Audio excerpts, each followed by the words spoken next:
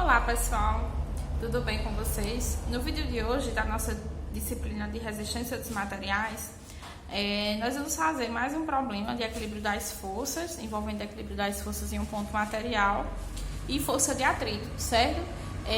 Será o último exemplo para a gente dar prosseguimento ao conteúdo realmente da disciplina. Então vamos lá, né? A gente tem esse sistema aqui que está na iminência de movimento, tá? Em equilíbrio. A gente tem aqui, ó, três cabos, né? Aqui na extremidade do ponto C, ligado ao ponto C, a gente tem o bloco Q.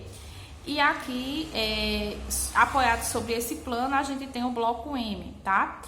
Dado o peso do bloco M de 120 newtons e o coeficiente de atrito estático. O que é que se quer determinar? A força de atrito, né, entre o plano e o bloco, e também o peso máximo que eu posso pendurar aqui no ponto Q para que esse sistema não entre em movimento. Então, primeiro de tudo, a gente vai desenhar o diagrama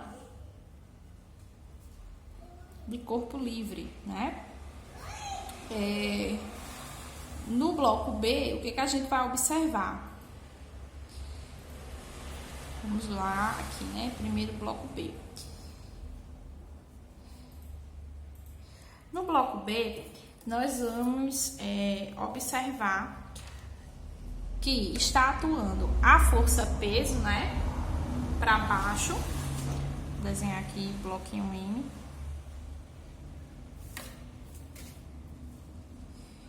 Aqui. Para baixo, a gente tem a força peso, né? O peso do bloco M. Para cima, a gente tem a nossa força normal, certo? E aí, se aqui, pessoal, a tendência de movimento desse sistema vai ser em direção aqui, né, como se esse sistema estivesse sendo puxado por aqui, certo?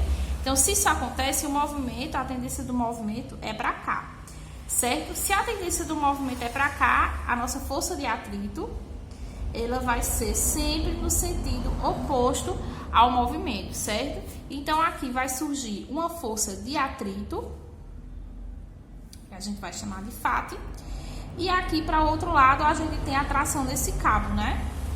E aí, a tração desse cabo, eu vou chamar de T de C para B, tá certo? T de CB. Então, desta forma, nós temos aqui forças em X e forças em Y, né? Então, vamos lá. Primeiro, o somatório das forças no eixo X, né? Sempre indicando o sentido positivo, né? Então, para a direita do eixo positivo, nós temos a força de atrito, né? Para o lado positivo do eixo. E para o lado negativo, a gente tem a tração de C para B, igual a zero. Então, daqui a gente já sabe que a força de atrito é igual à tração de C para B, tá? Outro detalhe, a gente sabe que a força de atrito, ela é dada pela força normal multiplicado pelo coeficiente de atrito estático nessa situação, tá certo? Vamos para somatório das forças em Y. Então, em Y, o que é que a gente tem? Para cima do eixo, portanto, positivo, a gente tem a força normal. E para baixo do eixo, portanto, negativo, a gente tem o peso do bloco Q, na verdade, né, gente? Eu coloquei M aqui, mas aqui. Certo? E aí... perdão, pessoal, é M mesmo, que é o bloco que tá na horizontal. Então, menos... Eu confundi aqui, tá? Deixa eu riscar aqui e colocar aqui. Peso do bloco M. Menos o peso do bloco M, igual a zero. Mas o peso desse bloco M, ele já é dado, né? Então, ó, força normal vai ser igual a peso do bloco M, né? Passando para o outro lado. E aí, força normal igual ao peso do bloco, que é 120 newtons, que foi dado ali no começo da questão. Então, daí já dá pra gente responder a letra A, né? A letra A pergunta: quem é a força de atrito? A força de atrito vai ser minha força normal, que eu já encontrei, 120, multiplicado pelo coeficiente de atrito estático, que é dado na questão, 0,3. Força de atrito igual, 120 multiplicado por 0,3 dá 36 newtons, certo? E aí, pessoal, o que a gente já pode tirar daqui, ó? Se minha força de atrito é igual a 36 newtons e dessa equação aqui, que eu vou chamar de equação 1, tá certo? Ó, 1 e de força de atrito é igual a tração de CB, o que acontece? Tração de CB também é igual a 36 newtons, tá? Agora vamos para o diagrama do corpo livre do bloco Q. No bloco Q, o que a gente vai ter, pessoal? Ó, a gente vai ter essa tração inclinada, a gente tem aqui o ponto C, né, ó. Vamos ter para cá o que está tracionando esse cabo aqui, o peso do bloco Q, que a gente quer determinar. E para esse outro lado aqui, ó, nós vamos ter essa mesma tração, né? Que a gente chamou de tração de CB. Essa tração inclinada, como aqui é o ponto A, a gente vai chamar a tração de CA, tá certo? Aí, vê só, pessoal. Como esse bloco ele está suspenso, ele não está apoiado, ele não tem força de atrito, tá certo? O que a gente vai fazer? A gente vai imaginar que aqui está passando meu eixo, né? Cartesiano. Então, aqui em X, a gente vai desenhar aqui, ó. Não riscou, um minutinho. X e Y. Por que a gente vai fazer isso? Porque nessa situação aqui, as forças elas já estavam sobre o eixo X e o eixo Y, né? Mas nessa situação aqui, a gente tem uma tração inclinada aqui, ó, que é essa tração, que tá fazendo aqui, ó, um ângulo de 60 graus com a horizontal. Então, para poder fazer o somatório das forças nessa situação, a gente precisa determinar as componentes vertical e horizontal dessa tração, né? Então, aqui na vertical, a gente vai ter T de CA na direção Y e aqui na horizontal, a gente tem T de CA na direção X, certo?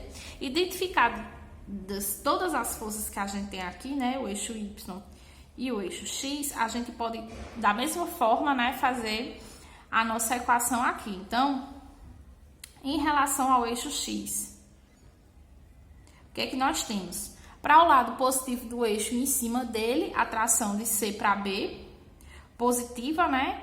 E para a esquerda, portanto, negativa, a gente tem T de CA na direção X, certo? A componente da tração CA.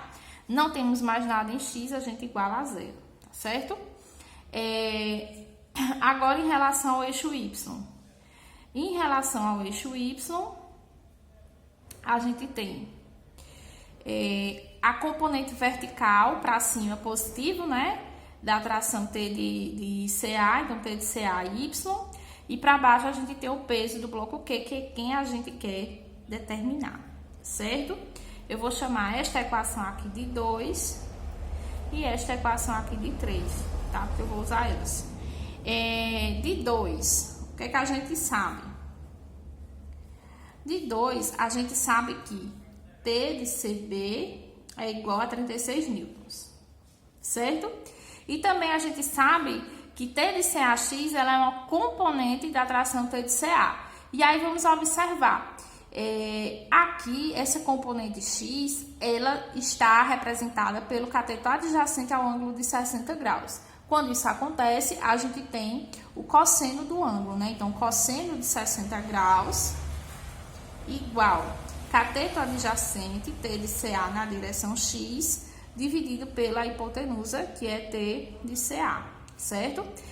Meios por extremos, né? Então, a gente isola T de CAX e vai ser escrito como cosseno de 60 graus multiplicado pela tração de CA, tá certo?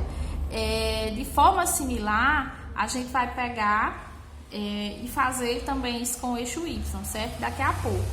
Então, eu vou substituir, ó, T de CB é 36 menos T de CAX, né? Que é cosseno de 60 graus multiplicado por T de CA igual a zero, certo? Passando para o outro lado, né? E aí multiplica por menos 1 para ficar com sinal positivo, a gente vai ter cosseno de 60 graus multiplicado por T de CA igual a 36, tá? Essa operação que eu fiz foi assim, ó. Menos cosseno de 60 graus multiplicado por T de CA igual a menos 36, né? Passando esse 36 para o outro lado, a gente multiplica por menos 1, os dois lados, ambos os lados, e os dois ficam positivos, tá certo? Aqui a gente vai isolar T de CA, e aí nós temos 36 dividido por cosseno de 60 graus, certo?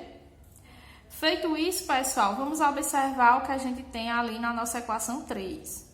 Na nossa equação 3, nós temos que T de CAY, né? E aí, T de CAY, ó, se você observar aqui, é o cateto oposto ao ângulo de 60 graus. Portanto, seno de 60 graus igual a cateto oposto dividido pela hipotenusa, T de CA. E aí, ó, a gente faz novamente meios por extremos, isolando o T de CA e Y. E aí, a gente fica com seno de 60 graus multiplicado por T de CA. E aí, onde a gente tiver T de CAY, a gente vai substituir agora por essa expressão, né? Aqui na equação 3. Então, ó, seno de 60 graus multiplicado por T de CA menos o peso do bloco Q, igual a 0, certo?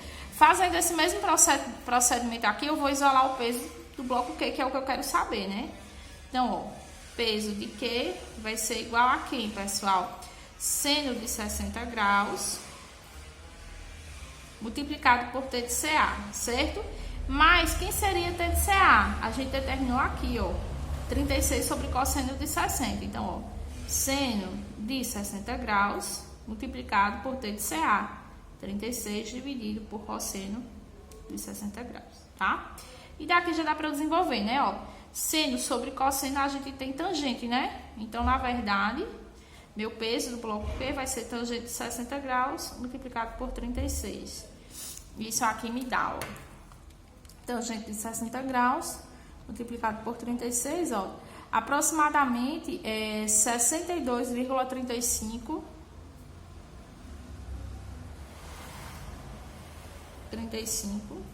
newtons.